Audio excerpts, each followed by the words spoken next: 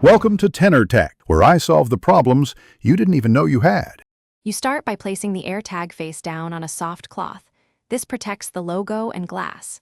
Use a thin pry tool at the seam where the stainless steel back meets the white shell, applying gentle, even pressure so you don't deform the case.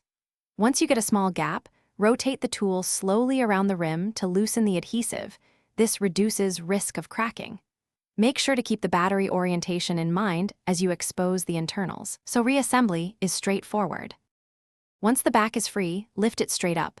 Don't twist. The clips are fragile and can deform. You will see the CR2032 battery, a small speaker, and the Bluetooth board.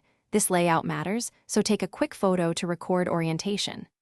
If the battery is corroded, use a cotton swab dampened with isopropyl alcohol to clean contacts.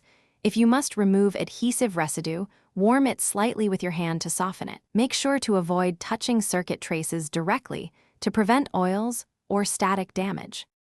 To finish, align the metal back with the plastic shell and press down evenly until you hear a firm click. This secures the clips.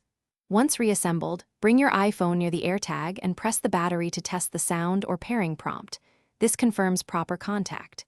If the AirTag fails, reopen and verify battery polarity and clean contact pads. Sometimes corrosion blocks connection. If problems persist, replace the CR2032 and test again. That one change resolves most non-mechanical failures. Thanks for watching. Subscribe to keep your life in tune.